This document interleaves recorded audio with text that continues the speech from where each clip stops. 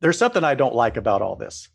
The reason we make judges wear black robes is because what is underneath the robes is supposed not to matter. Of course, it does matter, but it's not supposed to. And this project of data analytics is a way, I think, of derobing our judiciary.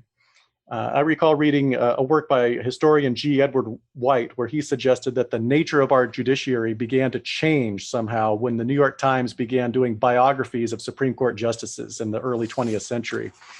And eventually we progressed to doing bobbleheads of justices. We have the notorious RBG t-shirts.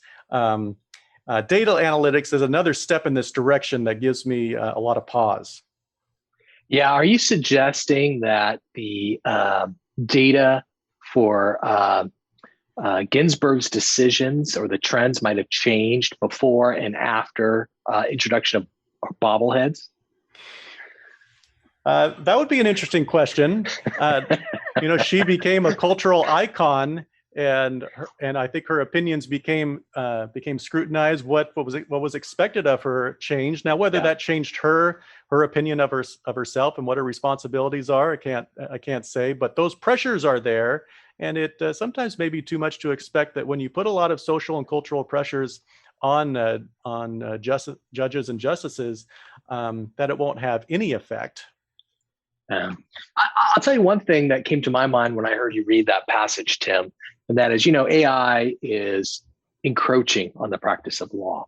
And with the prices coming down and the availability of resources on Westlaw, et cetera, to see information about judges and opponents and caseloads, I think it's within the standard of care for lawyers these days to do the research of particular cases in particular counties and particular judges. And that if you don't, and you don't advise your client about these outcomes, maybe you've let your client down and maybe you're outside the standard of care in terms of taking advantage of information that's available.